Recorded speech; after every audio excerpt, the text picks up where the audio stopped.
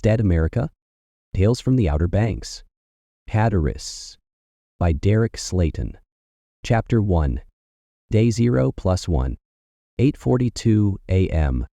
Buxton, North Carolina, Hatteras Island. Henry snapped awake at the sound of a commotion coming from the front part of his house. The 34-year-old groaned when he looked at the clock by his bed. "Come on, guys, you know it's my day off," he muttered. The commotion on the other side of the house continued, almost like people were roughhousing. Henry put it out of his mind, staring at the ceiling, continuing to talk to himself. "Just ride it out a little longer, man. Having 2 roommates is helping you save. You'll be moving into your own place with Linda before you know it." A smile crept across his face at the thought of his longtime girlfriend Linda. They had been dating for 3 years and talked about getting a place together for a while now, but their finances never quite worked out. The cramped 3-bedroom rental in Buxton wasn't ideal, but it was affordable with 3 people splitting the rent. The small yard backing up to the marshlands offered some privacy, at least. Sharing space with 2 guys who worked seasonal jobs on fishing boats wasn't Henry's first choice, but it allowed him to save money on his modest income from the Cape Hatteras Lighthouse gift shop. Henry knew those days were close to being over, as the extra hours at work had boosted his savings. By the time the new tourist season rolls around, I'll be spending my mornings curled up with my girl. Henry's self-monologue was interrupted when the commotion on the other side of the house escalated, sounding like a lamp being knocked over and smashing on the ground. Instead of having to live with a couple of dumbasses who don't understand some people want to sleep in on their days off. He rubbed his eyes and squinted at the clock again, 8:42. His body protested at the early awakening. After closing the lighthouse gift shop and helping with inventory until nearly 2 a.m., he'd barely gotten 4 hours of sleep. Henry reluctantly pulled himself out of bed, pressing his feet on the hardwood floors. His bones ached from a double shift in the lighthouse gift shop. Not that the job itself was strenuous, but being on his feet for the better part of 12 hours did a number on him. He stretched, feeling the tension in his shoulders and back. The constant standing and moving around the shop, restocking shelves and helping tourists, left him more drained than it should. He'd meant to start exercising again, but between work and spending time with Linda, he never found the energy. He took a few deep breaths to steady himself before standing up, talking aloud to calm himself. "Just remember that they're younger than you are and have room temperature IQs, and they pay their share of the bills on time." Another crash from the living room made Henry wince. 6 months of living with these guys had taught him that they had little respect for other people's sleep schedules or property. But the rent was affordable, and that was what mattered right now. Just a few more months of saving, and he could get a place with Linda. Henry stood up, walking over to the bedroom door, throwing it open and marching down the hallway. The noise at the far end of the house in the living room had quieted, but he knew he had to make a fuss if he wanted to prevent it from happening again. The hallway was dim, with morning light just beginning to filter through the blinds. As he passed the bathroom, a foul odor hit his nostrils. Probably one of them had come home drunk and gotten sick. Wouldn't be the first time. Henry began speaking in a firm, yet not too loud voice as he approached the edge of the hallway. "Guys, for the love of God, I really need you to keep it down when I..." Henry trailed off as he stepped into the living room, taking in the scene. The end table by the couch was knocked over, the lamp shattered on the ground. The television had a giant crack right in the middle of it. "Jesus Christ, guys, what did you do?"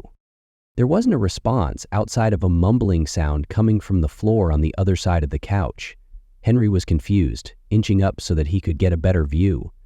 It only took a couple of steps for him to see the ground. One of his roommates was on top of the other, biting into his neck. Blood spurted out, soaking into the rug covering the hardwood floor. The man pinned to the ground was motionless, outside of the occasional twitching from the bite. Henry froze, his brain struggling to process the scene before him. His roommate, the younger one with the buzz cut who worked on the charter boats, was bent over the still form of his other roommate. He wasn't just attacking him, he was literally tearing into his throat with his teeth, making wet, slurping sounds as blood pooled beneath them. "What are you doing, man?" Henry's voice came out in a strangled whisper. Henry's voice hit the zombie's ear, causing it to turn its head to the side, chunk of flesh still in its mouth. It let out an excited moan as it scrambled to its feet, trying to get over the couch and to its roommate. The thing that had been his roommate moved with unnatural speed. Its skin had a grayish pallor, and its eyes were dead and vacant, lacking any hint of recognition. Blood and bits of flesh clung to its chin and t-shirt. It wasn't his roommate anymore, Henry realized with a jolt of terror. It was something else entirely. Henry let out a yell as he hopped back, narrowly avoiding being grabbed by the creature that used to be his roommate. The ghoul tumbled over the couch, landing face first on the floor, but quickly scrambling back to its feet. Time seemed to slow down for Henry as he watched the creature right itself, clumsy yet determined, its hands reaching out, fingers curled like claws. Its mouth opened and closed, snapping at the air between them. A sound emerged from its throat. Not words, not even a human sound, just a raw, animal hunger. Henry didn't wait for it to get back upright before turning and racing back to his bedroom. He threw the door shut, locking it before grabbing the dresser and pulling it over. Within seconds, the zombie was banging on the door, trying to get inside. What is happening right now? Henry stared towards the hallway as it continued to shake under the assault of the zombie. The door held for the moment, but he wasn't sure how long that would last. His mind raced through possibilities. Had his roommate lost his mind? Was he on some new designer drug? Not that the reason mattered all that much, as it wouldn't change the fact that he had murdered their other roommate and was currently trying to break down the bedroom door so that he could do the same to him. Henry glanced around his bedroom, looking for something he could use as a weapon. The banging at the door intensified, the wood beginning to splinter around the hinges. Whatever had happened to his roommate had made him incredibly violent. A few moments later, Henry heard another set of footsteps racing down the hallway, joining in the banging on the door. He quickly put that out of his mind, running over to his phone, picking it up and clicking it on. His screen revealed nearly a dozen missed calls and texts from his girlfriend Linda. "You left the phone on silent, dumbass." Henry thought about calling her back, but the moment was cut short as he heard the door beginning to crack under the assault of the creatures. He quickly looked around, grabbing a pair of cargo shorts and throwing them on before grabbing his shoes. The sounds in the hallway changed. There were definitely two of them now, which meant his other roommate must have turned too. The realization hit Henry like a physical blow. Whatever this was, it spread. One roommate had bitten the other, and now both were trying to get to him. The door buckled inward, one hinge completely torn from the frame. Through the widening gap, Henry caught a glimpse of his roommate's face, blood smeared and contorted in a feral snarl. Behind him, his other roommate's arm reached through, clawing at the air. Within seconds, he was dressed, pocketing the cell phone before moving over the window above his bed. It wasn't very large, but it was big enough for him to slip through. Henry glanced back at the door, watching the top hinge begin to give way before turning back to the window. He threw it open, letting out a sigh before climbing through it. Let's hope it's calmer outside than it is in here. Chapter 2. Henry landed with a thud on the ground, knocking the wind from his lungs.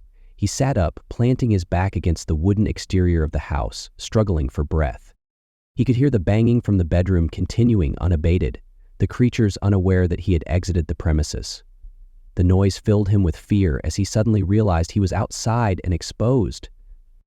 Henry continued fighting for breath as he looked around the small neighborhood, relieved to find he was the only thing moving, at least within his view.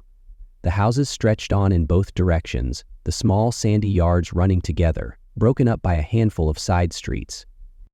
Uxton wasn't that big, barely 1,000 people living there year-round, but it was big enough to pose a threat if anybody else was acting like his roommates. The morning air was cool against his skin, a light breeze coming in from the ocean a mile away. Under normal circumstances, Henry would have found the weather pleasant, perfect for a morning walk along the beach. But these weren't normal circumstances. The constant banging from his bedroom window and the memory of his roommate's vacant eyes kept him on edge. Henry finally got his breathing back, putting the sound in the bedroom out of his mind. He pulled his cell phone out, clicking on the text messages from Linda, reading a couple of them aloud to himself. "Don't go outside, it's dangerous. Please, Henry, where are you? Why aren't you answering?" Henry shook it off, snapping back into reality as he heard a scream coming from a couple doors down. It wasn't out in the open, instead coming from inside the house. He couldn't tell what happened, but whatever it was bad enough to cause someone to yell at the top of their lungs. The scream sent a chill down his spine. It wasn't the kind of scream you'd hear from someone who was startled. It was primal, filled with terror and pain. Then it cut off abruptly, which somehow seemed worse than if it had continued. Henry quickly closed the messaging app, clicking on the phone icon and dialing 911. Come on. Henry spoke to himself, willing someone on the other end of the line to pick up. He listened as the phone rang and rang and rang. His hopefulness quickly faded as nobody answered, and after the 6th ring, he hung up. He stared at his phone for a moment, wondering if he should call Linda. He didn't want to risk her phone ringing at an inopportune moment, but he knew she was a lot smarter than he was and would have the ringer off if she was in danger. His thumb hovered over her contact. Linda had always been the sensible one in their relationship. While Henry was content to coast along, letting life happen to him, Linda approached everything with a plan. If anyone would know what to do in this situation, it would be her. He clicked on the contacts, hitting her number and muttering under his breath as it began ringing. Please pick up. On the 3rd ring, the line connected. Henry, holding his breath, waiting for Linda's voice to come through. Oh, Henry, thank God you're okay. The sound of her voice sent a wave of relief through him. She was alive. She was safe. For just a moment, Henry let himself believe that everything might be all right. Linda, I'm sorry, baby. I had my phone on silent while I slept. It's okay. Just tell me you and your roommates are safe. Henry hesitated for a moment, hearing the banging coming from the bedroom door. Well, I'm safe. I don't know what happened to them, but one of them was... Henry trailed off, trying to make sense of the scene he witnessed earlier, the violent attack from one roommate on the other. Both of them attacked the other, and then they came after me. Were they biting? Henry perked up. How did you know? Because it's happening here too. The confirmation sent another chill through Henry. This wasn't isolated to his house. It wasn't just his roommates. It was happening elsewhere. Where is here? Where are you? I'm at the hardware store. I had to come in early to open the store since Becky called out last night. And you're safe? Yeah, we are. There's a few customers in here with me and we have the door locked up tight. Linda trailed off, as if she was putting something together in her mind. Wait, if your roommates tried to attack you, then where are you right now? Henry looked up towards his bedroom window, letting out a sigh before responding. I'm outside sitting against my bedroom wall. Linda gasped as she began talking at a faster rate than normal. You need to get inside someplace, I don't care where, as long as you're alone. Do you understand? Henry could hear the fear in Linda's voice, forcing him to get up to his feet. The urgency in her tone made it clear that being out in the open was a mistake. Okay, I can do that, but where?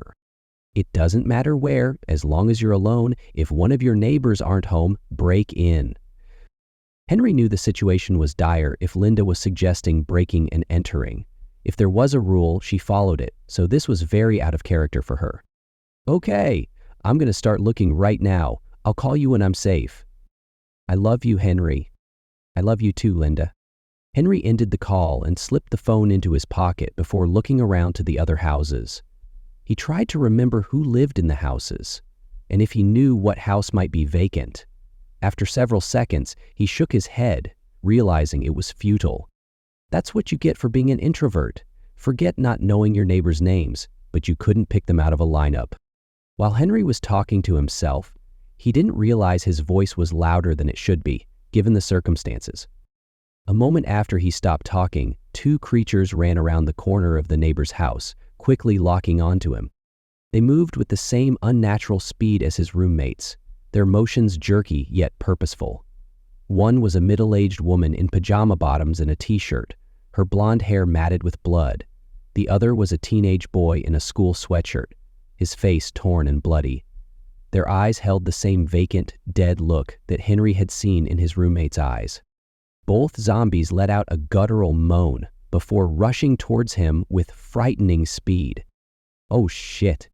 Henry put all thought aside as he began running, kicking up sand as he pumped his legs as hard as they would go. He made it across a couple of yards, reaching the next side street before glancing back. Both creatures were in hot pursuit, gaining ground on him. The sight propelled him forward, extreme fear being a fantastic motivator. He could feel his heart pounding in his chest, his breath coming in ragged gasps. He wasn't in terrible shape, but he wasn't used to sprinting at full speed either. His legs already burned from the effort. Henry ran halfway up the next block before cutting to the right, darting around the corner of the house. He hoped the sudden turn would slow the creatures, but they made the turn with ease. They were too close. He could almost feel their presence behind him, hear their labored breathing and hungry moans. Henry pushed himself harder, knowing that slowing down even for a second would mean death. Or worse. Henry continued running across the yards before looking to his left as he moved in between rows. 2 houses down, he spotted a chain-link fenced-in yard, which was his potential salvation. Without thinking, he made the turn, running towards it with everything he could muster. As he approached the fence, he readied himself to jump, leaping into the air at the right moment. He threw himself over the top of the fence with reckless abandon, only he wasn't quite as athletic as he had hoped. While he cleared the top of it, the metal spokes at the top cut into his gut as he flew through the air. The pain was immediate, drawing some blood but not cutting deeply. He landed hard on the ground, instinctively rolling away from the fence as the zombies reached it. The impact knocked the breath from his lungs for the second time that morning. Henry gasped for air, clutching at his stomach where the fence had cut him. His shirt was torn, a thin line of blood seeping through the fabric. Henry looked back, relieved that the ghouls weren't trying to climb the fence, only trying to push through it. They pressed their bodies against the chain link, fingers curling through the metal diamonds, reaching for him but unable to get through. Their faces pressed against the fence, mouths opening and closing in mindless hunger. He sat there, breathing heavily, trying to regain his composure. Well, that was fun. Henry shook his head before being startled by banging coming from the back door of the house that belonged to the fenced-in yard. Against the large glass door stood an older couple, zombified, smearing blood on the window. They threw themselves against the glass repeatedly, leaving bloody smears with each impact. The glass was holding for now, but Henry didn't want to stick around to see if it would break. The old man wore pajama pants and nothing else, his bare chest covered in dried blood. The woman was in a nightgown, also stained with blood. Their vacant eyes stared at Henry with primal hunger. So much for getting inside. Henry thought about it for a moment, realizing there was only one place he wanted to be. I know you want me safe, Linda, but I'm not going to feel safe until I'm with you, so I'm coming to get you. Henry trailed off as he stood up, patting his pockets, which contained nothing but his phone. He quickly realized his plan wasn't off to a great start. Well, I'm coming to get you right after I go get my keys. Chapter 3. Henry continued staring at the house where the 2 older zombies thrashed against the glass. He watched the door shudder with every wet smack, smearing blood with every impact. The glass was thick, probably a hurricane-rated sliding door, but it wasn't designed to withstand a continuous assault. Each impact left another smear of dark red, another hairline crack in the surface. It wouldn't hold forever. He then turned his attention back towards the zombies at the fence, who continued trying to push through it rather than climb over. Henry studied them for a moment, noticing that both of them had numerous bite marks on their body. The woman had a chunk missing from her shoulder, the wound dark and wet. The teenager's arm was torn open from wrist to elbow, the flesh ragged. They both had that same vacant look in their eyes, the same mindless determination to get to him. Not that it was high up on my list of things to do, but I think avoiding getting bitten would be a good idea. Henry's attention snapped back to the door as he heard metal scraping against metal. He watched in horror as the creatures put enough weight against it to knock it off its track, sending the glass patio door falling to the ground. A split second later, the glass shattered on the small concrete patio, allowing the 2 creatures a clear path towards him. Oh, hell. Henry took off running towards the opposite side of the small yard as the 2 older zombies pursued him. Despite their advanced age, they moved like they were in their 20s. Their feet pounded across the grass, closing the distance between them with alarming speed. The woman's nightgown fluttered behind her as she ran, her gray hair whipping in the wind. The old man wasn't far behind, his bare chest gleaming with sweat and blood in the morning sunlight. Henry learned from his previous leap over the fence, making sure to put his hands on the railing at the top to propel him over. This time he landed on his feet, stumbling forward, away from the fence. His feet slid slightly on the sand, coming to a stop a few feet away from the fence. He looked back at the two zombies who, like their counterparts on the far side of the yard, tried running through the obstacle rather than climb over it. They slammed into the chain link with enough force to make the entire fence shake, their fingers curling through the metal diamonds in a futile attempt to reach him. But they made no effort to climb over, despite having seen him do exactly that moments before. "I don't know why you're so dumb, but my God, I'm glad that you are." Henry stared at them for another few moments before heading towards the front of the house. As he moved, the creatures close to him, as well as the ones on the other side of the yard, followed along in lockstep. It was like they were tethered to him by invisible strings. Wherever he went, they followed, pressing against the fence in a desperate attempt to get at him. The realization that he could lead them wherever he wanted gave Henry a small sense of control in the chaos. Henry got to the edge of the house, wondering if the zombies on the other side would just follow him around. "Come on, just do it, man, you can't stand here forever." Henry willed himself into movement, darting quickly towards the front of the house. He stopped just shy of the corner of the house, wanting to see what he was running into. His heart pounded in his chest as he peered around the corner. The street ahead could either be clear or filled with more of those things. After what he'd seen so far, Henry wasn't optimistic. Henry peeked out from behind cover, and his worst fears were immediately confirmed. The two zombies on the far side of the fence had followed him to the front, only instead of making a run at him, they looked around like a confused dog after their owner pretended to throw the ball. The two creatures looked around, struggling to lock onto a target. Much to Henry's relief, a car sped down the nearby side street, the engine noise pulling the attention of the creatures in an instant. Both zombies turned tail and ran after the car, even though it was half a block up already by the time they began moving. Henry held his breath, hoping that they continued following, even though they had no chance at catching the vehicle. Come on, I believe in you. You can catch that car." Henry continued willing the creatures on, relieved when they got to the side street, vanishing around the corner of a house. He waited a moment, making sure they didn't double back. The stillness that followed was almost eerie after the chaos of the past half hour. But Henry knew it wouldn't last. "Move your ass, man. Get back home, get your keys, and get up to Linda." Henry cautiously emerged from cover, keeping close to the front of the house as he retraced his steps. He stopped at the last house before the side street, looking down the road, relieved when the zombies that had chased after the car had continued running in that direction, nowhere to be seen. The coast seemed clear, but Henry kept his guard up as he moved. Every rustle of the wind through the palmettos made him jump. Every distant sound had him scanning his surroundings for the source. Henry moved quickly, running down the next block before getting his house in sight. He retreated to the backyard, looking towards his bedroom window, making sure that his zombified roommates hadn't found their way out the window. The window was still open, but there was no sign of movement inside. The banging had stopped, which could either be a good sign or a very bad one. Well, pretty safe to assume they're still inside. Now I just have to hope they left the front door unlocked when they came home. Henry knew it was a standard thing for them to do, leaving the front door unlocked. While he mostly kept to himself, his roommates often had friends over and quickly realized it was easier to just leave the door open rather than getting up to let each new guest in. Plus, all three of them were broke as hell, so it wasn't like they had anything worth stealing anyway. The rental home looked peaceful from the outside, giving no indication of the horror that had unfolded within. The small, sandy front yard, the weathered blue siding, the cheap plastic furniture on the porch. It all looked normal. If he didn't know better, Henry might have convinced himself that nothing had happened, that it had all been a bad dream. Henry moved up to the front door of the house, leaning over and trying to look through the window into the front room.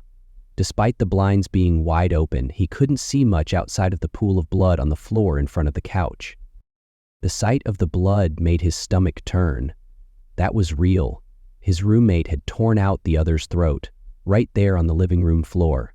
And now they were both something else. He hovered his hand over the doorknob, talking under his breath to himself in an attempt to get motivated. Your keys are right by the door, it's 2 steps inside. Grab the keys, slam the door, and you're on your way. You got this. Linda is counting on you. Henry took another deep breath before turning the knob as quietly as he could. He turned it so slowly that the latch didn't make a sound as it cleared the frame. He pushed gently on the door, moving it slow in case the zombified roommates were nearby. The door swung open into the small entryway. Just ahead was the living room, with the blood stain clearly visible on the carpet. To the right was the small table where Henry usually threw his keys when he came home. Henry got the door halfway open, spotting his keys sitting on the table just a few feet away. He continued moving the door at a snail's pace, but froze as soon as the hinges squeaked. Before he could wonder if the creatures inside the house heard it, he had his answer, in the form of thundering footfalls on the hardwood floors.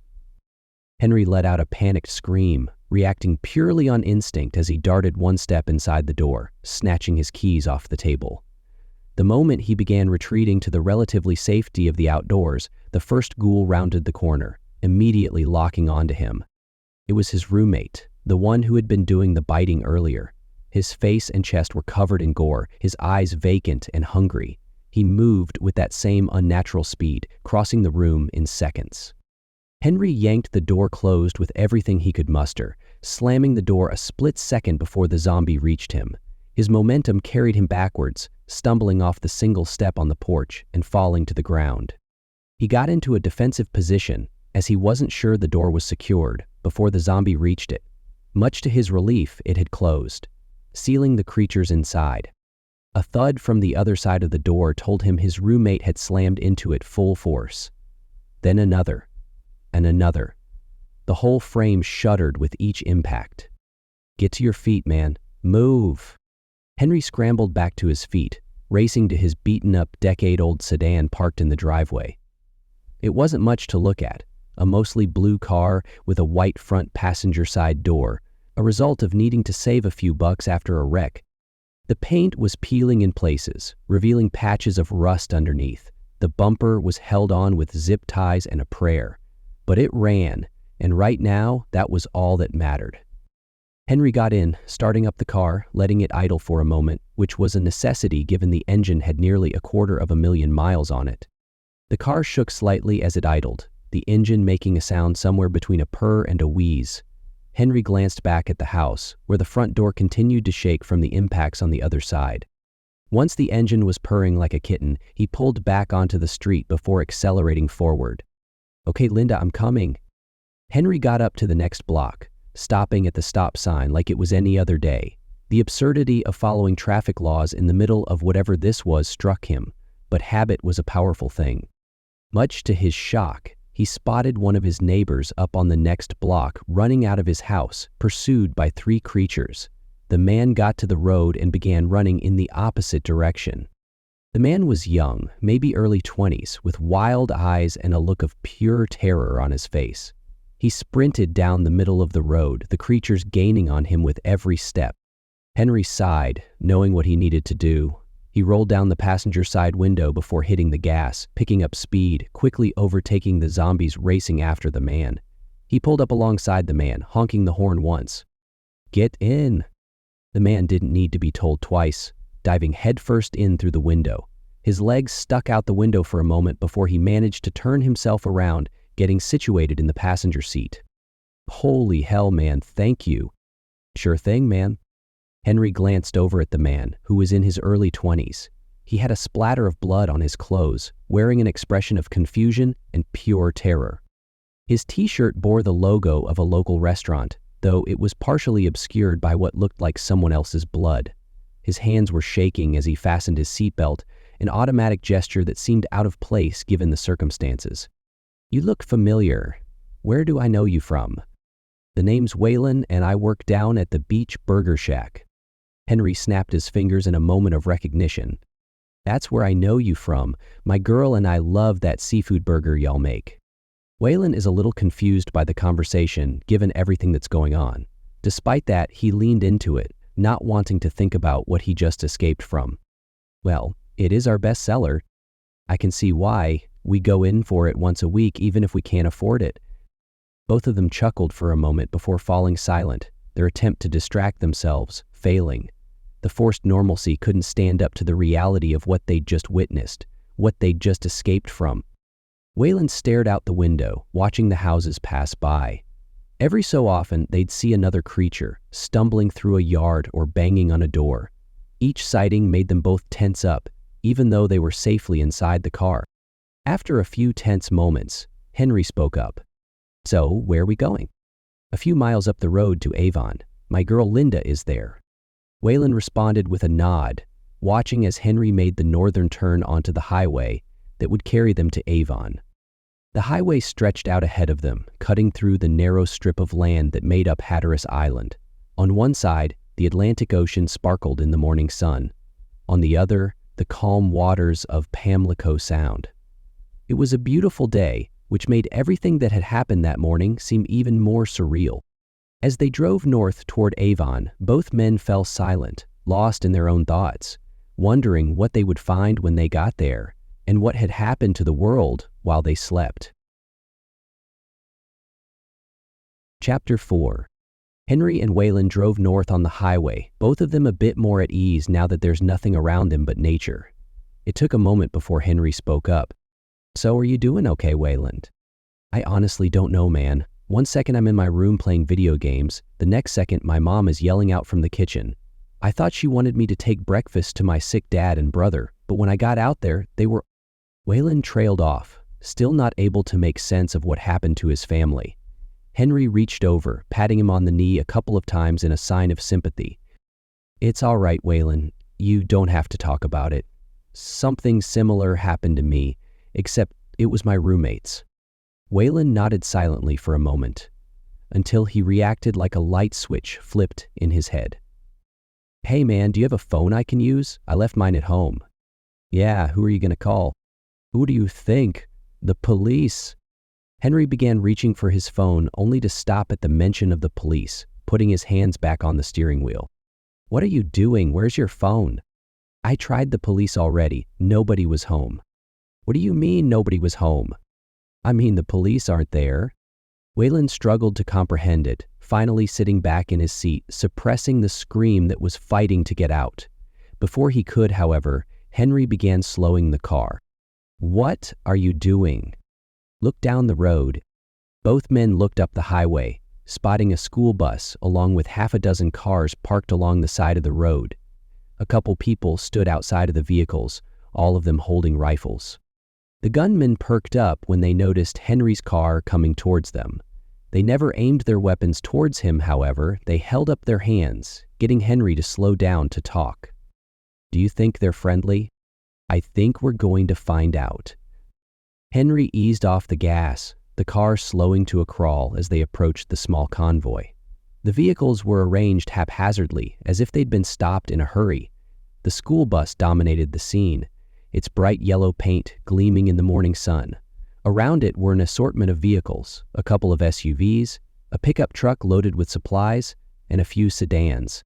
A white-bearded man in his mid-50s stepped forward, motioning for Henry to slow down, which he did. He pulled the car right up to the man, rolling down his window. "Hell of a morning, ain't it?" "Yeah, that's certainly one way of putting it." The bearded man wore a faded plaid shirt and jeans, a hunting cap pulled low over his eyes. His face was weathered from years of island living, deep creases around his eyes from squinting into the sun. Behind him, the other people moved anxiously, constantly scanning the horizon. Several women were huddled near the bus, clutching children close to them. "I'm Henry, this is Waylon, what's going on?" "The name's Jasper, and what's going on is we're getting the heck out of Dodge. And if you're smart, you're gonna want to join us." "I hate to break it to you, Jasper, but Buxton is overrun with whatever those people are. It can't be any worse than Avon."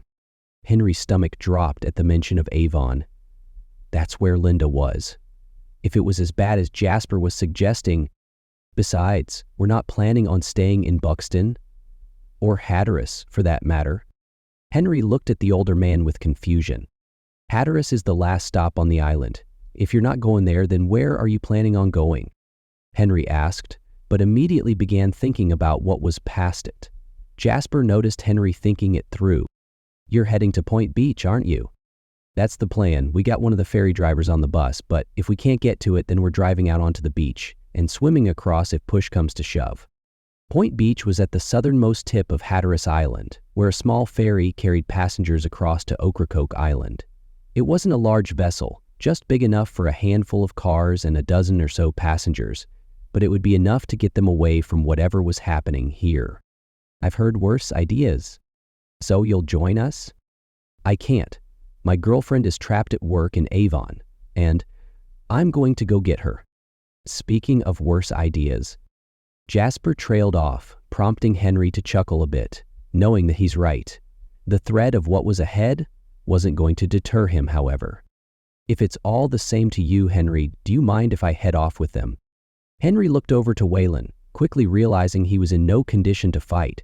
Besides, who was he to ask this young man to risk his life for him and Linda? No worries at all, Waylon. Do what you gotta do, but when all this is over, the first round of seafood burgers are on you. Waylon forced out a smile, nodding at Henry as he got out of the car. He scurried around to the bus after the driver waved for him to get on board. Behind them, a woman with a small child climbed onto the bus, her face streaked with tears. An older man helped her up, his hands trembling. Everyone moved with a mix of purpose and fear, as if they knew they needed to get moving, but were terrified of what might be waiting for them. Are you sure I can't convince you to join us? My girl has stuck with me through thick and thin. I'm not about to abandon her now. Jasper nodded, bending over to look inside Henry's car, giving the interior a once-over. He shook his head after doing so. So you're fighting those people off with your bare hands? If I have to. Henry hadn't given much thought to how he was going to defend himself once he got to Avon. The only thing on his mind was getting to Linda. He hadn't seen her in 3 days, their work schedules keeping them apart. The thought that he might never see her again if he didn't reach her in time was unbearable.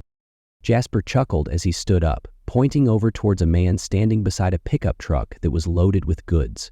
Jasper mimicked a baseball hitter pose, prompting the other man to grab a bat out of the back and bring it over. The man who brought the bat was younger than Jasper, maybe in his 30s, with arms thick from manual labor. He handed the bat over to Jasper without a word, then retreated back to the truck, constantly scanning the horizon as if expecting an attack at any moment. I wish I had a gun to spare, but this will do the trick in a pinch. The bat was aluminum, dented in a few places but still solid.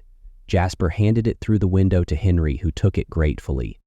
If this ain't a pinch, I don't know what is. Both men laughed a bit as Henry accepted the makeshift weapon, setting it in the passenger side floorboard. I really appreciate it, Jasper. When you swing, make sure you swing for the head. I'm not sure what's wrong with those people, but they shrug off anything that ain't a headshot. Crack their melon, though, and they're down for the count. Henry contemplated the information for a moment, realizing it sounded like he was dealing with zombies straight out of a horror movie. Not wanting to sound like a raving lunatic, he kept that bit of information to himself.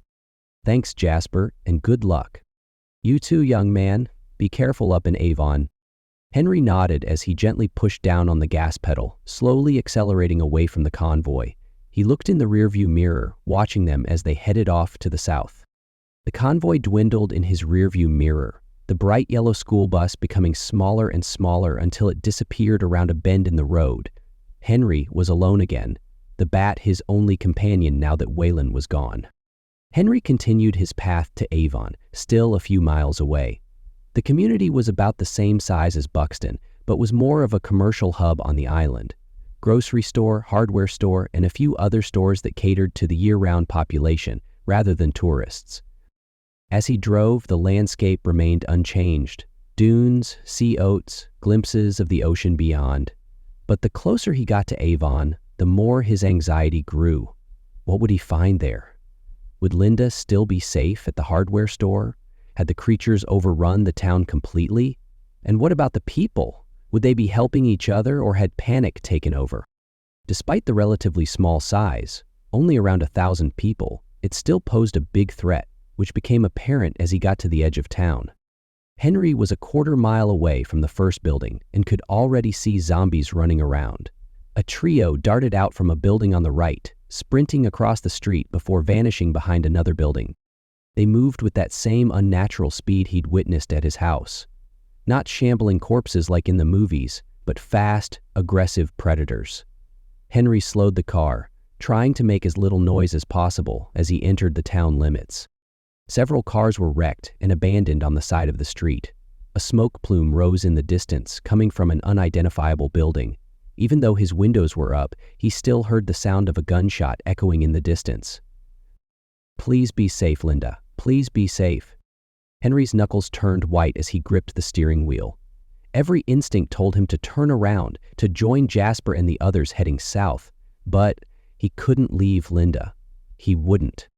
He made the first right turn he came to, wanting to get off of the main street, knowing that the hardware store was half a mile to the north. He moved as fast as he safely could, keeping his eyes out for trouble. The side streets of Avon were unusually quiet. Most of the action seemed to be concentrated on the main highway that ran through town. Henry took advantage of this, navigating the back roads, getting closer to the hardware store with each turn. Eventually, he made it to the side street that was directly across from the hardware store, which was on the other side of the highway. He pulled to the stop sign, looking towards the store, letting out a gasp at the sight. A dozen zombies were pressed up against the front door of the building, trying to get inside.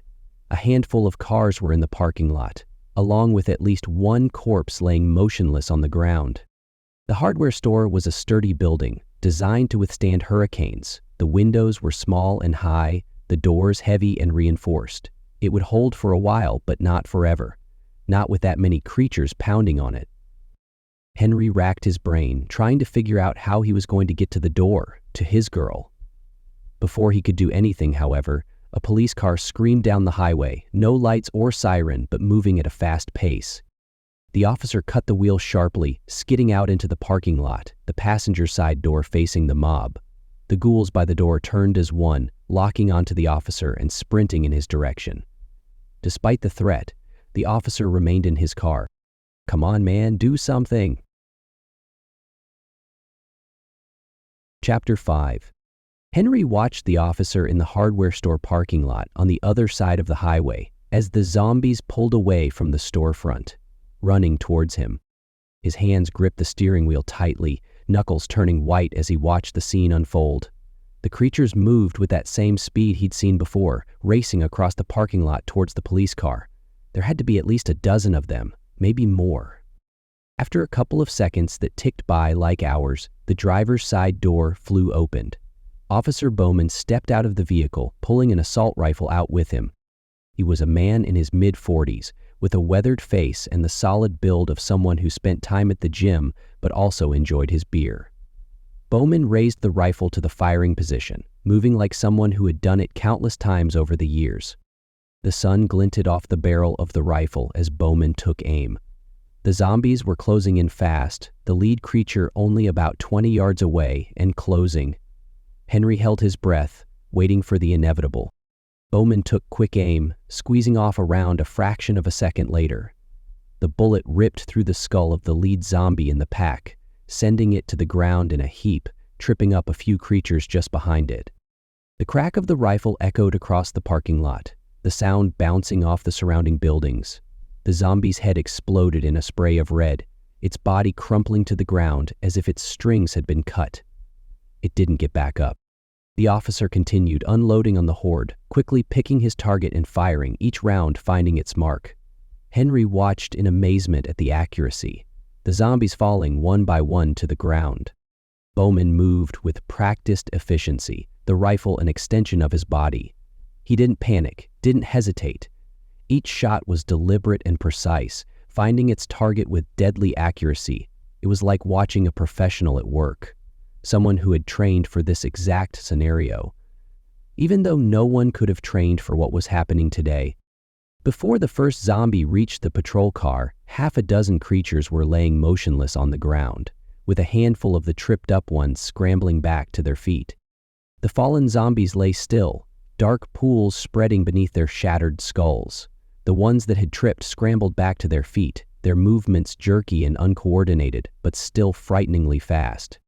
The first 3 zombies that reached the car lined up on one side of it, pressing up against the side rather than running around it. Their heads were at the same level, running along the hood, turning the vehicle into a carnival-like shooting gallery. The shots rang out in quick succession, bang, bang, bang, each one finding its mark. The zombies collapsed against the car, sliding down to the ground in limp heaps. Bowman didn't even look satisfied. He just kept scanning for more targets, the rifle never wavering. As Henry watched, something in the corner of his eye drew his attention. He turned his head to the right, spotting half a dozen zombies running down the highway towards Officer Bowman, getting within 30 yards. These ones were coming from behind, approaching from the north side of town. They moved in a pack, like predators that had caught a scent. Bowman hadn't seen them yet. He was still focused on the remaining zombies in front of him. "Turn around, man, turn around." Henry honked the horn, hoping to get the officer's attention, but the noise he was making with his rifle made it impossible. Panic gripped him as he watched the creatures closing the gap, Bowman none the wiser. The zombies were closing fast, only seconds away from reaching the officer. Bowman continued firing at the remaining creatures in front of him, unaware of the threat at his back. Henry knew that even if he got out of his car now and yelled, it would be too late. "I hope you're not watching this, Linda." Henry tugged his seatbelt, making sure it was secure before slamming his foot down on the gas. His beat-up sedan sputtered for a moment before picking up speed. He raced across the highway, tires squealing as he turned towards the north. The engine roared in protest, the old car straining under the sudden acceleration. Henry's body was pushed back into the seat as the car lurched forward, picking up speed with each passing second. His heart pounded in his chest as he raced towards the zombies, knowing what he was about to do. Time seemed to slow down in those final moments before impact. Henry's hands gripped the wheel so tightly they hurt. His body tensed, waiting for the inevitable collision. He kept his eyes closed, unable to watch what was about to happen. Bodies flew through the air, the car bouncing up and down as it ran over a creature, and the front windshield shattered as a zombie did a header right through the passenger side. The world spun around him as the car slid sideways across the pavement. Metal screeched against metal as the passenger side connected with a streetlight, bringing the vehicle to an abrupt halt. Henry's head snapped forward, then back, pain shooting down his neck and spine. Steam hissed from the engine as something clearly broke inside of it. Henry was dazed, struggling to clear the fog from his brain. He snapped into the moment as the zombie that crashed through the windshield began to move. Blood dripped from countless cuts on the creature's face and neck, its skin shredded by the broken glass. Its eyes were dead and vacant, but they locked onto Henry with a hunger that sent chills down his spine. The zombie's arms reached towards him, fingers curled like claws. The ghoul moaned as he grabbed onto Henry's wrist, causing him to yank it away. Normally he didn't have the upper body strength to succeed at such a move, but the zombie's wrist and arm were shattered from going through the windshield. Henry looked at the ghoul as it tried to get over to him. However, it was firmly secured in the broken windshield. The creature had a large gash across its face where the broken glass had sliced into it. Despite still being able to move, the broken bones and windshield limited it to only a few inches. It thrashed against the broken glass, uncaring of the additional wounds it was causing itself. Shards of glass cut deeper into its flesh as it struggled, but it showed no signs of pain. It just kept reaching for Henry, its mouth opening and closing in mindless hunger. Henry looked down at the floorboard, where his baseball bat was. He thought about reaching for it, but the thrashing about by the zombie made him think twice. Before he could make a move, however, a gunshot rang out. The crack of the rifle was deafening in the enclosed space of the car. Henry flinched, his ears ringing from the sound. The bullet ripped through the windshield, blowing out the creature's brains onto the passenger seat. Henry spun around, seeing Officer Bowman standing there, his rifle in hand.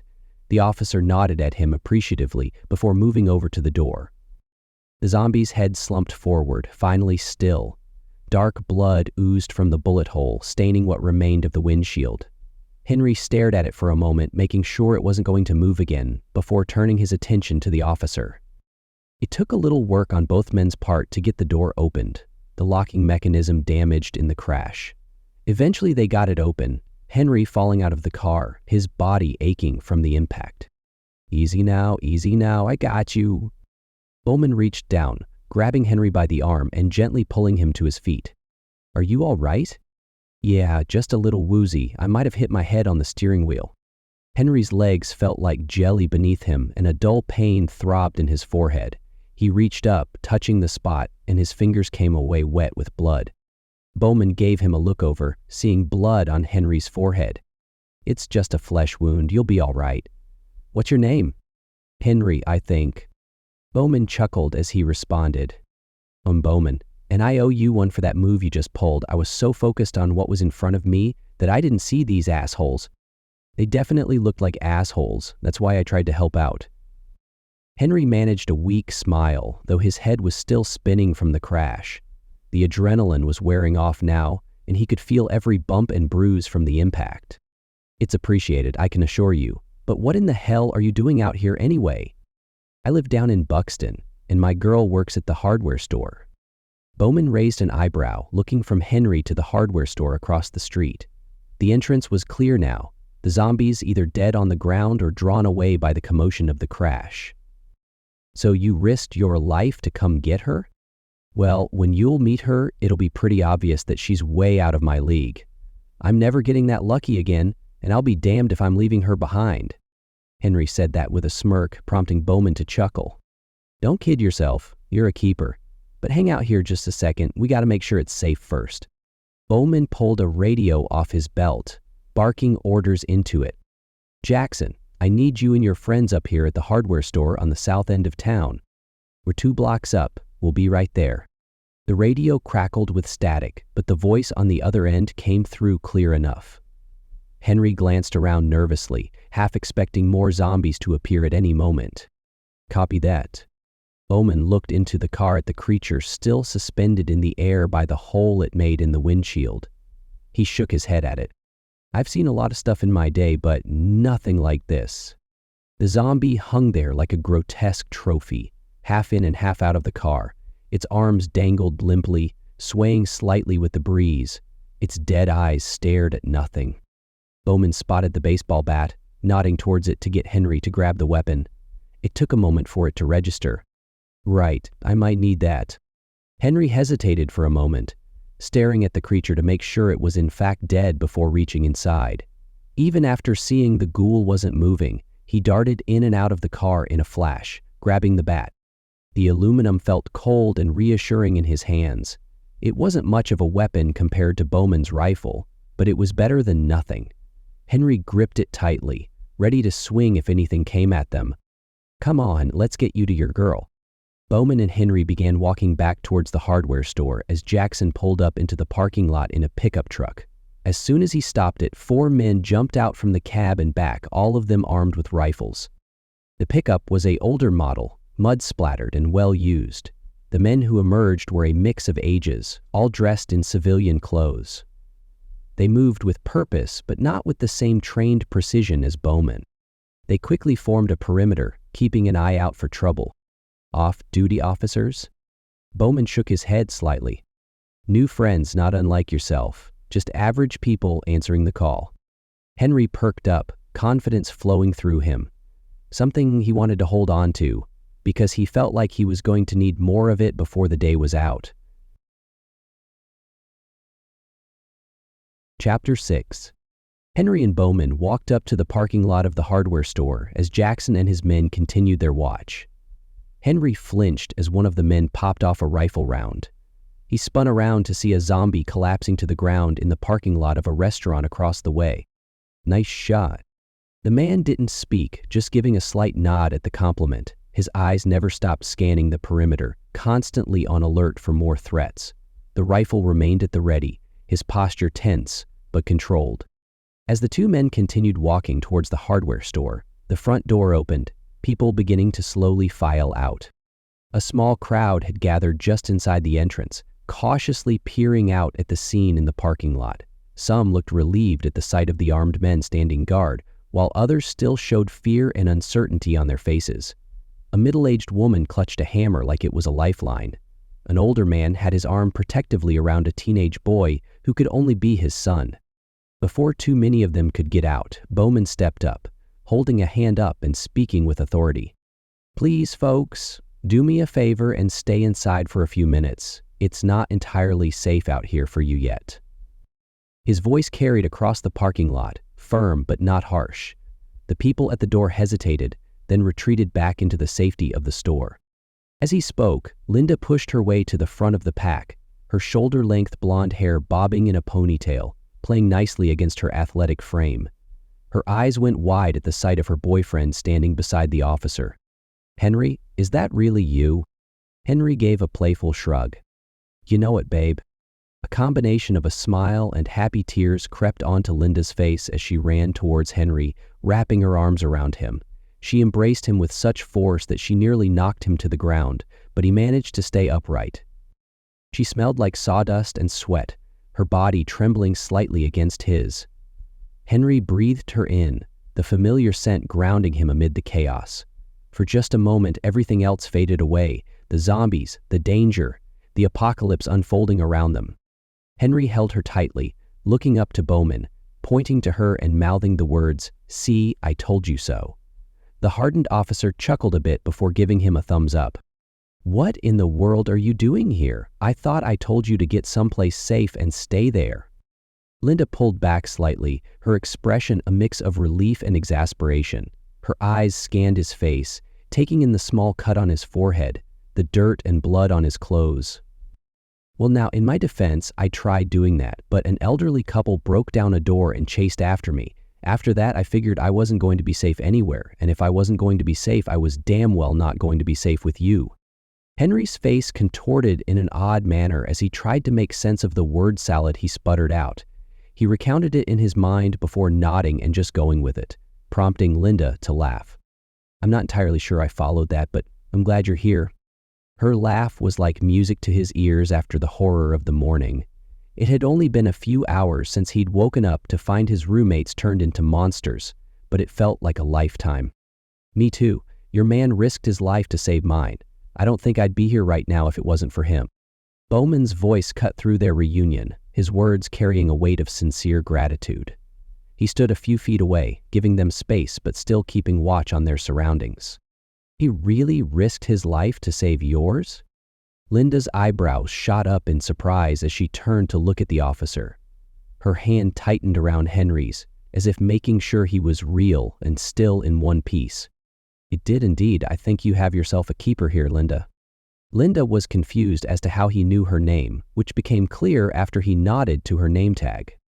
"I tend to think so too, Officer Bowman." Linda nodded to the officer's name tag, smirking as she did so. The hardware store parking lot was eerily quiet now, the only sounds coming from the soft conversations between the armed men keeping watch. Bodies lay scattered across the pavement, testament to the violence that had unfolded earlier. In the distance, thin columns of smoke rose from various parts of town. So what now? Henry looked to Bowman, the reality of their situation settling back in. They might have found each other, but they were still in the middle of whatever this was. They needed a plan. "We need to figure out someplace safe for people who can't fight to go. I just don't know where that might be." "Well, when I was driving up here, I passed a group of people who were headed to the ferry so they could get over to Point Beach. It's on a different island and miles away from anything resembling civilization, so that's about as safe as it's going to get today." "That's not a bad idea, Henry. Not a bad idea at all." Bowman put 2 fingers in his mouth, letting out a deafening whistle to get the attention of one of the gunmen standing guard. He motioned for him to come over. The man jogged over, his rifle held at the ready. He was younger than Bowman, maybe in his 30s, with a scruffy beard and alert eyes that never stopped moving, scanning for threats. "What can I do, Bowman?" "I need you to get a car and get down to the Point Beach ferry. Make sure the route is clear and that it doesn't take off for another hour. I'm going to be sending some people your way." "You got it?" The gunman headed off inside the store, the group hearing him call out for anybody with a car. "So what about us?" Henry looked from Bowman to Linda and back again.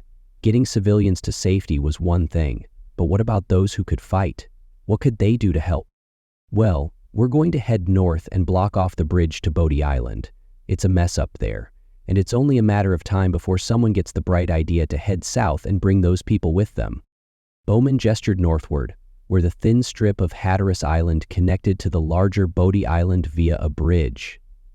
If what was happening here was happening everywhere, then containment was their best bet for now. "The hardware store is open, so take whatever you need." "I was planning on it, but I appreciate the invitation." Bowman smirked playfully towards Linda, helping to put her at ease. "I got a truck too, so we can load stuff up and follow you up." Linda pointed to a red pickup truck parked at the side of the building. It was an older model, well used but well maintained, the kind of vehicle that was common on the island, where salt air and sand took their toll on anything metal. "Linda?" Henry's voice held a note of concern. Going to find her was one thing, but voluntarily heading towards more danger was another entirely. "What? We have the capacity to help, so that's what we need to do." Linda's voice was firm, her mind clearly made up. She'd always been the more decisive of the two of them, always ready to step up when needed. It was one of the many things Henry loved about her. Henry thought about it for a moment, quickly realizing that she was right. "All right, what do we need to do?" He squeezed her hand, letting her know he was with her, whatever came next. If they were going to face this, they would face it together. "First things first, we need to block off that road with whatever is fast.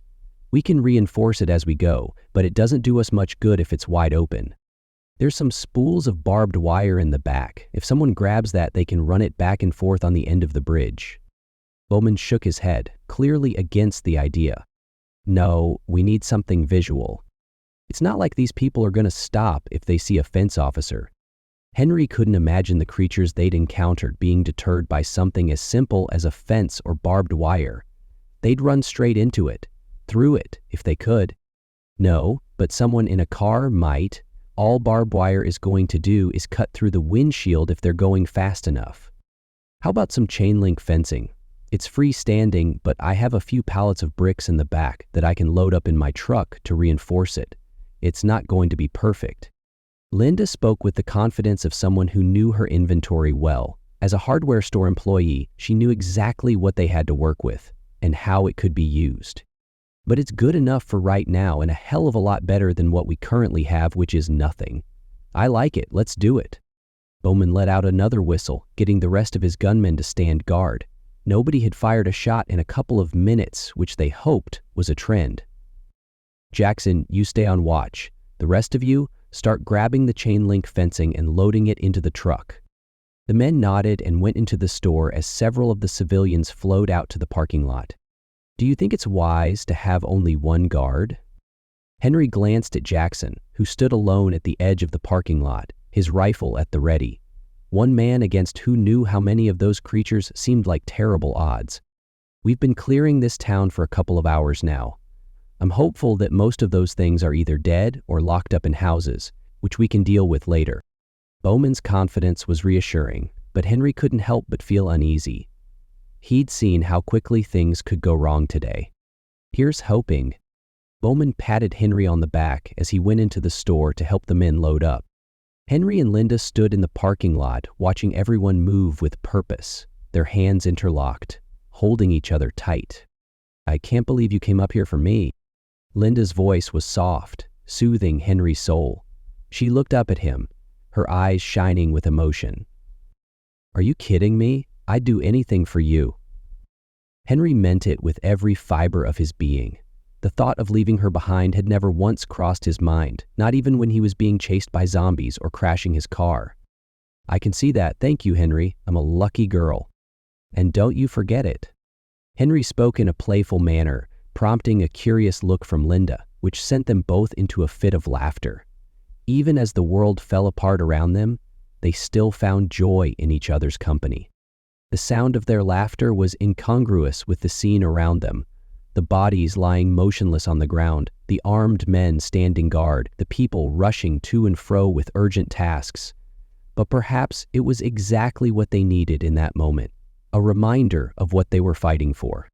They moved a few steps to the side, clearing the way for the men to carry the fencing to the truck. "Well, I suppose we should get loaded up too." Henry watched as the men emerged from the store, carrying rolls of chain link fencing between them. They worked efficiently, stacking the fencing in the back of a pickup truck that had been backed up to the store entrance. "Head through the store to the back loading dock and I'll pull my truck around." Henry nodded, giving Linda's hand one more firm squeeze before heading off into the store.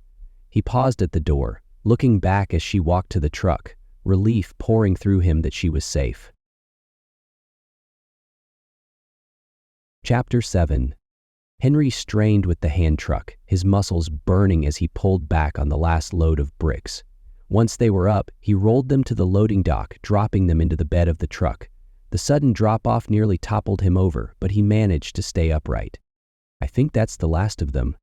Henry wiped his brow as he looked down at the stacks of bricks in the truck, which covered every inch of the bed. His breath was ragged. The loading dock behind the hardware store was a mess of scattered materials and empty packaging. They'd worked quickly, grabbing what they needed without concern for organization or cleanup. Under normal circumstances, Linda would have insisted on tidying up, but these weren't normal circumstances. "You're a little more out of shape than I thought there, honey." Linda stood beside the truck, arms crossed, an amused smile playing on her lips. Despite everything that had happened, she still found a way to tease him. It was reassuring, a small slice of normalcy amid the apocalypse. "In my defense, it's my day off and I've been running for my life since I woke up." Henry's shirt was soaked with sweat, his arms trembling slightly from the exertion. Every muscle in his body ached, a combination of the morning's terror and the physical labor of loading the truck. Linda chuckled, blowing him a kiss as she extended her hand to help him down. He laid the hand truck on top of the bricks before getting to the ground. He continued breathing heavily for a moment as Linda reached into the cab of the truck, pulling out a cold bottle of water. "Thank you so much. I feel like I'm about to pass out." Henry took the bottle gratefully, twisting off the cap and taking a long drink. The water was cool and refreshing, easing the burning in his throat. "I figured we were already stealing the fencing and bricks, so throwing some water on top of that wasn't going to hurt anything." Henry chuckled as Linda motioned for him to get into the truck. "Come on, Officer Bowman is going to be waiting." Henry nodded, getting into the truck, immediately going limp as he sunk into the soft seats. "I love this truck. I swear these seats are more comfortable than my bed." "With as many nights as I've slept in your bed, I agree, these seats are more comfortable." Linda smirked as she climbed into the driver's seat. She'd been telling Henry for months that he needed a new mattress, but it always fell to the bottom of the priority list when bills came due. "Well, since we're on a crime spree, maybe we should hit up a mattress store while we're out." Henry grinned, imagining them rolling a king-size mattress down the highway in the back of Linda's truck. The absurdity of the image was a welcome relief from the horror of the day. Linda laughed, shaking her head as she started up the truck. A moment later, they pulled out of the lot, getting onto the highway, headed to the bridge that was several miles away. The two of them were usually chatty while they drove, either deep in conversation or singing along to their favorite 1980s pop hits. Today, however, they were silent, their attention fixated on what had become of their sleepy little town. Bodies were littered about, most of them piled up in parking lots of businesses. However, a few were scattered around in yards and in the road. It appeared as though whoever did the killing held their ground and allowed the zombies to come to them. The sight was surreal, like something out of a horror movie. Avon had always been quiet, peaceful, the kind of place where people left their doors unlocked at night. Now it looked like a war zone. A convenience store they passed had its windows shattered, shelves toppled inside. A minivan sat abandoned in the middle of the road, driver's door hanging open. Both of them put it out of their minds, switching back to the moment as they exited the town, picking up speed towards the bridge, knowing that time wasn't on their side. The highway stretched out before them, cutting through the narrow band of land that made up Hatteras Island. On either side, dunes rose and fell, topped with swaying sea oats. Beyond them, the Atlantic Ocean glimmered in the morning sun. As they exited the town, both of them perked up at the sight of a police cruiser driving towards Avon. "Is Bowman coming back already?" "I don't know." As they got closer, they quickly realized that it wasn't Officer Bowman's car. Inside the front were 3 people, 2 men and a woman sitting on the passenger's lap. Even though they didn't speak a word, they could see the looks on their faces, understanding that they had been put through the ringer. With a friendly nod, Linda and Henry continued on towards the bridge, reaching it a few minutes later. Henry looked out towards the ocean as they rolled onto the bridge, the late morning sun reflecting on the ocean waters. Normally at this time of day, there would be a collection of boats heading out for an afternoon of fishing and fun. Today, however, it was eerily quiet. The bridge stretched across the water, connecting Hatteras Island to Bodie Island. It wasn't particularly long or tall, but it served as a vital link for the island communities. Without it, the only way on or off would be by boat or ferry. You know it's bad if the fishermen aren't out there enjoying a day like this. Linda let out a pained chuckle, shaking her head, but didn't want to think too much on it. She'd already witnessed too much this morning, and there would be time later to reflect. They continued driving across the bridge, quickly spotting Officer Bowman and the others in the distance, unloading their pickup truck. The right side of the bridge was mostly set up with the fence, every man securing the supports to get it standing. Bowman and his crew had made good progress. The chain-link fencing was already stretched across half the width of the bridge, secured to temporary posts. Several men worked together, unrolling more fencing and setting it in place. "Hang on." Linda cut the wheel sharply, doing a three-point turn to back the truck up beside the other one, making it easier for them to unload the bricks. The truck's tires squealed slightly as Linda executed the maneuver with practiced efficiency. She'd been driving pickup trucks since she was old enough to reach the pedals, a necessity of island life. She slammed on the brakes, cutting the engine, both of them hopping out to join the others. Bowman stopped what he was doing, walking over to inspect the payload. "That's a lot of bricks." Bowman whistled appreciatively as he looked at the loaded truck bed. The bricks were stacked neatly, covering every available inch of space. "Tell me about it. Nearly threw my back out getting them loaded up." Henry rubbed his lower back for emphasis, still feeling the strain from the loading work. "Well, I hope you still have some work left in you, because we need to start unloading those bricks. Right now, if more than a handful of those show up, that fence isn't going to hold very long." Bowman gestured to the chain-link fencing they'd already put up. It was standing, but without proper reinforcement, it wouldn't take much to knock it over. "The hand truck is in the back. We'll start loading it up." Bowman nodded, but before anybody could start working, Jackson called out, panic in his voice. "Bowman, we have incoming." Bowman, Linda, and Henry spun around, looking down the highway and spotting a sedan speeding towards them. They honked the horn several times, making sure the men on the bridge know that they're coming. The car approached rapidly, its engine audible even at a distance. Through the windshield, Henry could make out several figures inside, though he couldn't see their faces clearly. "Get behind cover." Linda and Henry do as instructed as Bowman walked towards the fence, holding his hand up to get the car to slow down. Much to his surprise, they do. The sedan stopped beside the fence, rolling down the window. Inside are 4 people, a mixture of ages. All of them are terrified, clearly having been through something traumatic. The driver was middle-aged, his face pale with fear. Beside him sat an older woman, perhaps his mother, her hands clutching a small purse in a white-knuckle grip. In the back were 2 younger people, a man and a woman, both wide-eyed and trembling. "Those things are coming." The driver's voice cracked with panic, his eyes darting back and forth as he spoke. Calm down. How far back are they?" Bowman's voice was steady and authoritative, a stark contrast to the driver's frantic energy. The driver looked back over his shoulder, panic filling his eyes as he spots a few dozen zombies running down the highway. "My God, they're almost here." Bowman looked back, spotting the creatures as they raced towards them.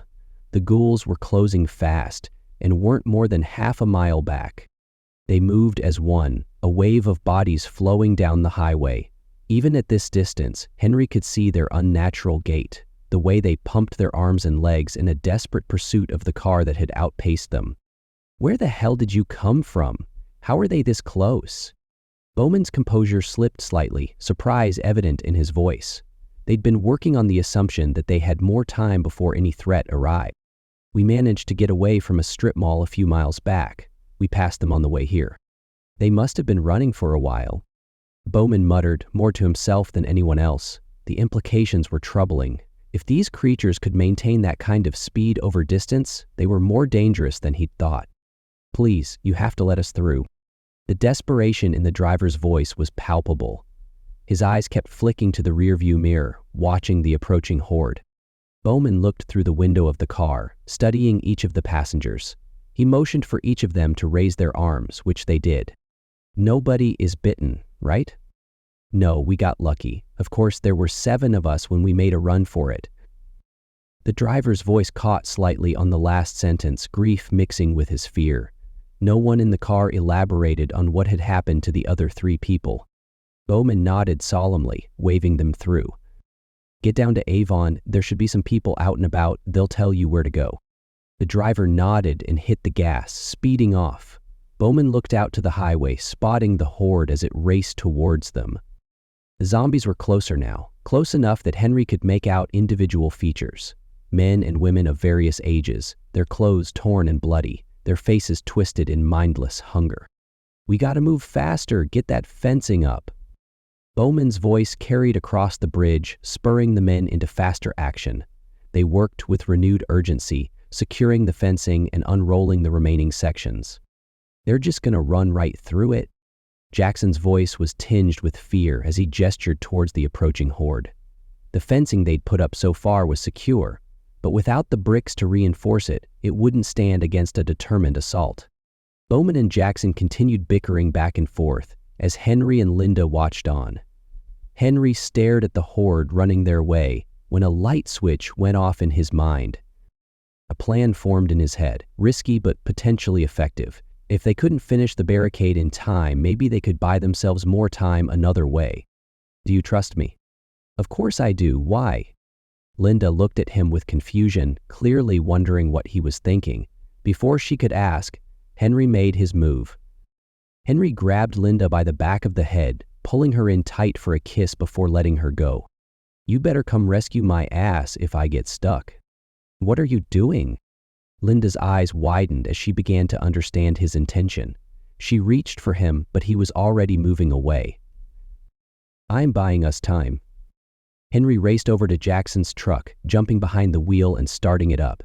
He drove up a few yards before throwing it into reverse, accelerating quickly before slamming on the brakes. The sudden stop sent the remainder of the fencing crashing out onto the bridge. Henry quickly spun the truck around, hitting the gas and blowing by the fence, heading straight for the mob of ghouls. He got a couple 100 yards down, laying on the horn as he approached the creatures.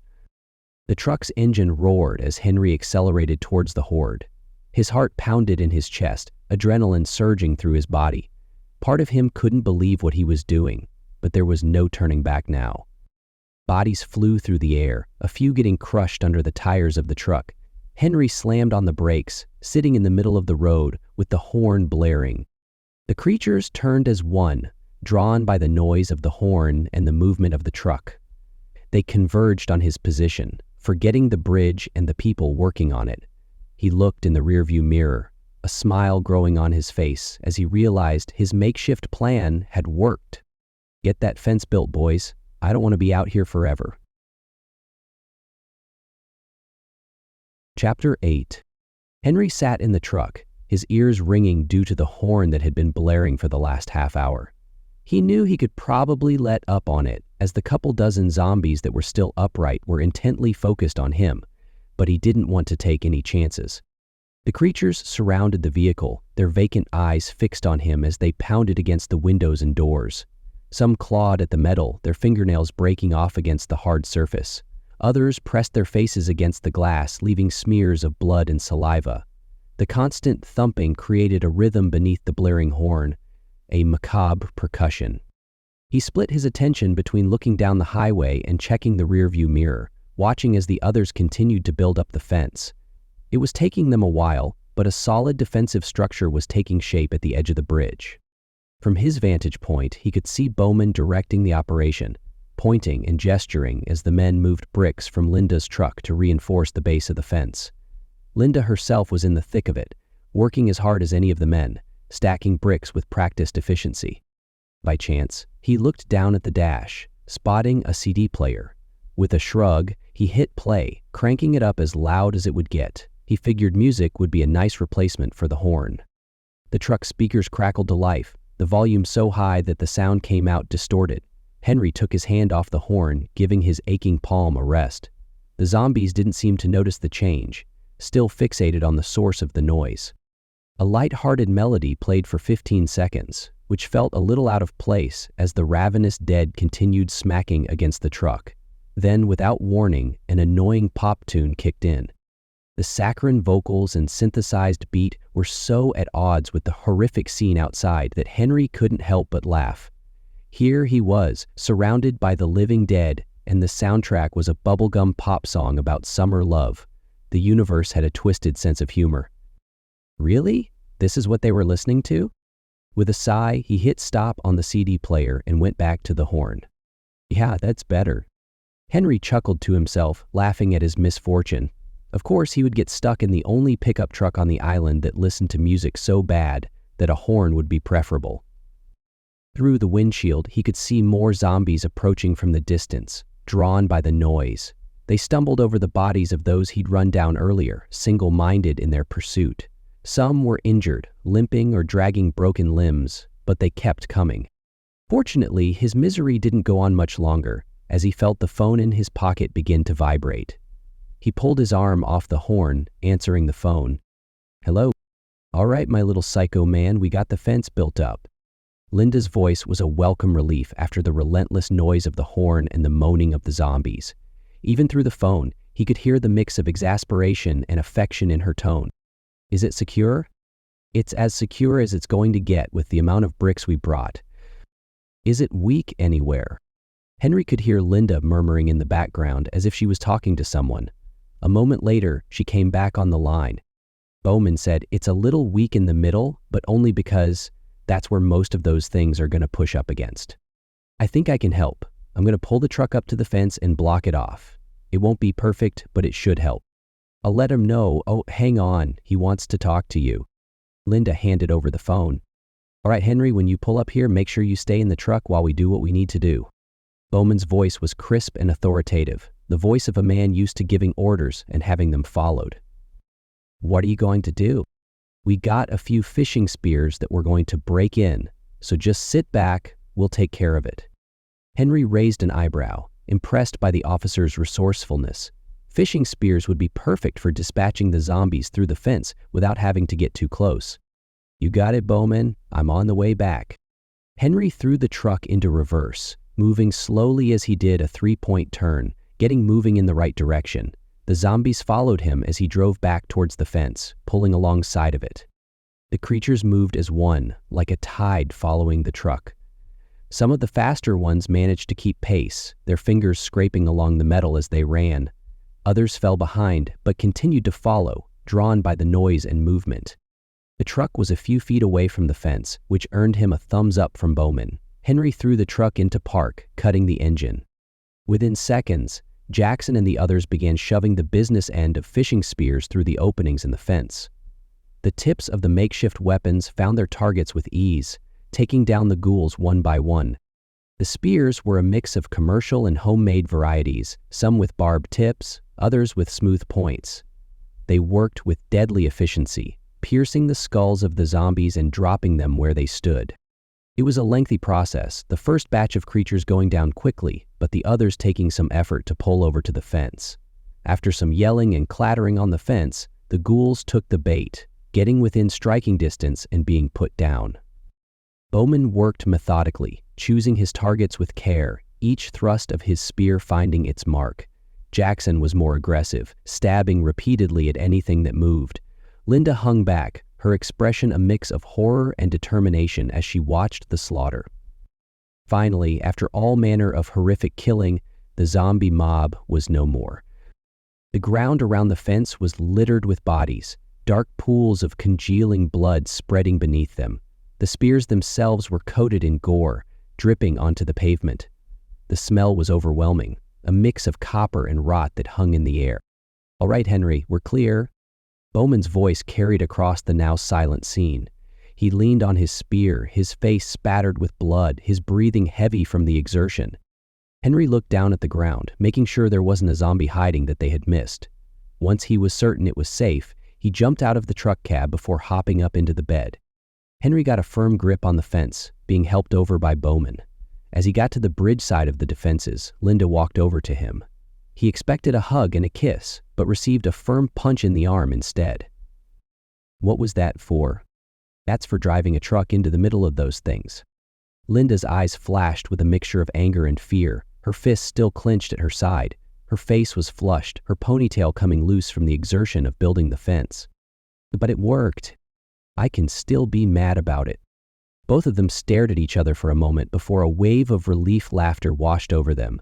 They embraced, Henry hugging Linda tightly. I just wanted to make sure you were safe. Well, you certainly did that, but next time let someone else do the dangerous stuff. You got it, hun, Jackson called out, breaking up the moment. We got another car incoming. All heads turned to look down the highway, where a small sedan was approaching from the north. It moved cautiously, slowing as it got closer to the barricade. Get that other truck over here. Bowman's voice snapped everyone back into action. The brief moment of relief was over. The danger had not passed. Jackson ran over to Linda's truck, pulling it over to the fence. Before he had thrown it into park, Bowman jumped into the back, brandishing his shotgun while standing on the roof of the cab. The heightened vantage point gave Bowman a clear view of the approaching vehicle and any potential threats that might be following it. His stance was wide, his shotgun held at the ready but not aimed directly at the car. The car in the distance spotted him, slowing down and stopping 20 yards from the barricade. Bowman motioned for them to get out of the car, which the two of them did. It was a younger couple, not more than 25. The man was tall and thin, with dark hair and a day's growth of beard. The woman was shorter, her blonde hair pulled back in a hasty ponytail. Both wore expressions of fear and exhaustion. Please don't shoot, we're unarmed. The man's voice cracked with fear as he raised his hands above his head. The woman followed suit, her movement shaky. Walk this way, but slowly. The couple nodded as they walked forward, keeping their hands high. Bowman yelled out when they got within 10 yards of the fence, spotting an injury on the man's arm. Even from a distance, the bite was unmistakable. The sleeve of his shirt was torn away, revealing a crescent-shaped wound that oozed blood. The skin around it was already turning an angry red, the first signs of infection setting in. What happened to your arm? One of those people bit into me, but it's fine. The man tried to sound confident, but his face betrayed his fear. He knew it wasn't fine, not really, but he was clinging to hope that it might be. It's really not, son, it's really not. Bowman's voice softened slightly, a hint of genuine regret creeping in. He'd seen enough today to know what would happen next. Please, we won't cause any trouble, I promise. The woman's plea was desperate, her voice cracking with emotion. She moved closer to the man, her hand finding his, fingers intertwining. Are you bitten? Bowman stared at the woman, prompting her to shake her head no. She's fine. I stopped the person that was trying to bite her. The man's voice held a note of pride despite his fear. He'd protected her, perhaps at the cost of his own life. I'm sorry, I really am, but I can't let anybody who has been bitten in here. Bowman's regret was genuine, but his resolve was firm. He had seen what those bites did to people. He couldn't risk it, not with the lives of everyone behind the fence at stake. Why not? You're killing us by leaving us out here. The woman's eyes flashed with anger, her fear turning to rage. Her fingers dug into the man's hand as if she could physically prevent him from being turned away. You can come in, but he can't. I've seen too many people getting bitten and turning into those things. Then we'll leave then. The woman's loyalty was unwavering, her decision immediate and final. If he couldn't come in, she wouldn't either. No, you need to stay here where it's safe. He's right. The man's voice was soft but firm, his eyes pleading with her to listen. He knew what was coming, had perhaps accepted it in a way she couldn't yet. I'm not leaving you. The woman stared the man down, who immediately knew that he wasn't going to be able to convince her. He gave her a pleading look which she ignored. The young woman turned back to Bowman, flipping him off. You're a murderer. You're killing us right now.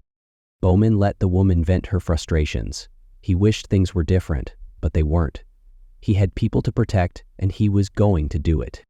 Behind the fence, Henry watched the scene unfold with a growing sense of unease. This was the new reality, the world they now lived in. Hard choices, life and death decisions made in moments. He reached for Linda's hand, finding comfort in her presence. The man looked back to Bowman, giving him a knowing nod. He hated the decision the officer made, but understood it. The group behind the fence watched as the young couple got back into their car, driving off to the north. The sedan pulled away slowly, as if they were still hoping for a change of heart, a call to come back, but no such call came. The car grew smaller in the distance, eventually disappearing around a bend in the road. Bowman turned back to the others, who were disturbed by what they'd just witnessed. Believe me, I wish I could have let them in, but those bites they're something else. If we're going to survive this, we're going to have to make tough calls like that. The weight of his words settled over the group. This wasn't just a temporary crisis. It was a fundamental shift in how the world worked. The old rules no longer applied. Everybody nodded in agreement as Bowman jumped down from the truck. He motioned for Jackson to jump up to take watch, which he did. "Jackson, you and the boys keep watch. We're going to head back into town and figure out our next move." Chapter 9. Officer Bowman rode with Linda and Henry back to Avon, the conversation in the truck non-existent for most of the trip. Part of it was relief that they had managed to secure the bridge, but part of it was none of them wanting to discuss sending away the young couple. The image of the woman's face as she realized they wouldn't be allowed through haunted Henry. Her anger, her fear, her desperate loyalty to the man she loved. It was all too familiar. If their positions had been reversed, if it had been him with a bite and Linda refusing to leave his side, would Bowman have turned them away too? The thought made Henry's stomach turn. As they approached the town limits of Avon, Bowman began talking. "Let's head to the grocery store," I told some of the others who were out clearing the streets that was the rally point. "You got it, Bowman." Linda steered the truck down the main road through town. The streets were eerily quiet now, a stark contrast to the chaos they had witnessed earlier. Here and there, small groups of armed people patrolled, keeping watch for any stray zombies that might have been missed in the initial clearing. "So what are we supposed to do now?" Henry looked from Bowman to Linda and back again. They had secured the bridge, but that was just one small victory in what was shaping up to be a much larger battle. "That's what we're going to go figure out, Henry. I'm making this up as I go, so if you got a good idea, I'm open to them." Bowman's honesty was refreshing. In the span of a few hours, the world had changed completely, and no one, not even those in positions of authority, had a rule book for how to handle it. "If one dances across my mind, I'll let you know." Bowman nodded as the trio drove through town, looking around as they went. The chaos from earlier had calmed significantly, with armed people standing on virtually every street corner, working in teams of 3 for safety. The bodies had been cleared from the streets, piled up in parking lots for disposal, something none of them wanted to contemplate at the moment. After a couple of minutes, they reached the grocery store, where a couple dozen people were milling about, as if they were waiting to be told what to do. Most of the people were armed, some with rifles and handguns, others with makeshift weapons like spears and bats.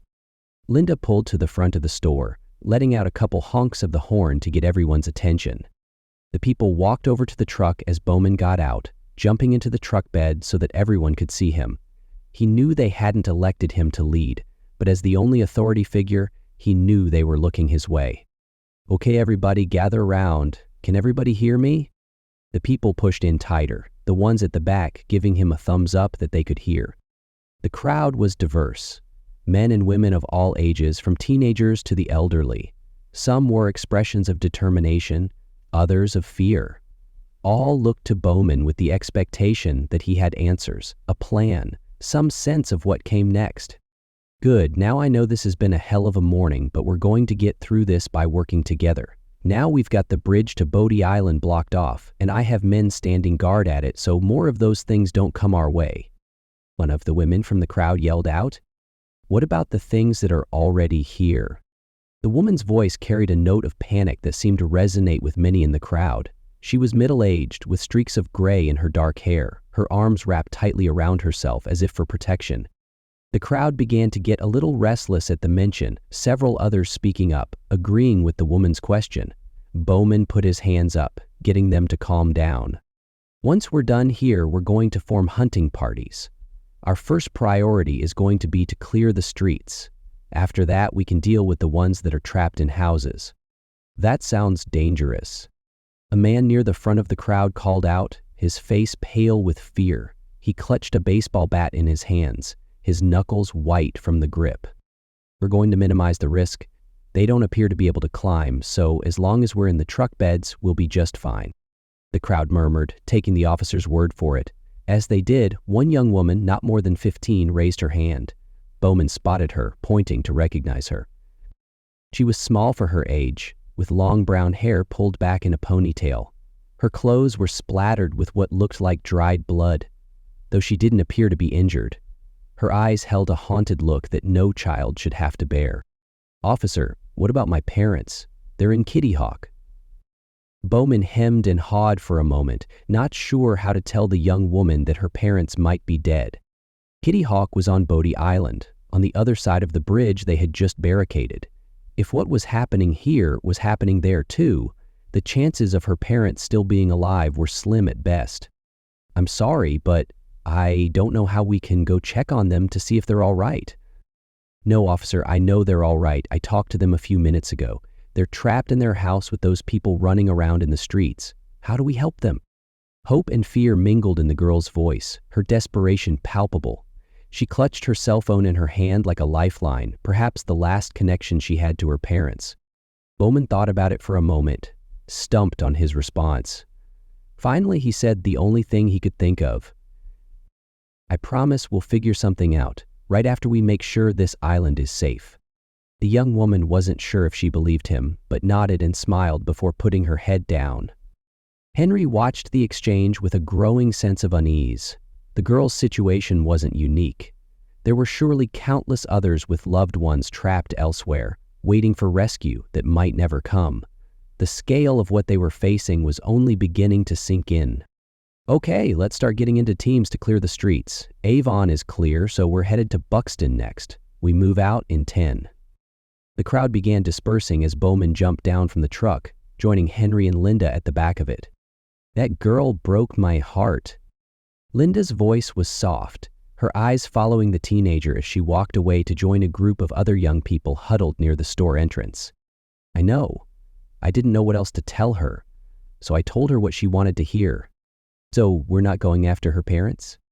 Linda looked at Bowman with a mixture of disappointment and understanding. She knew as well as he did that they couldn't risk lives on a rescue mission that far away, not yet. But the human cost of that decision weighed on her.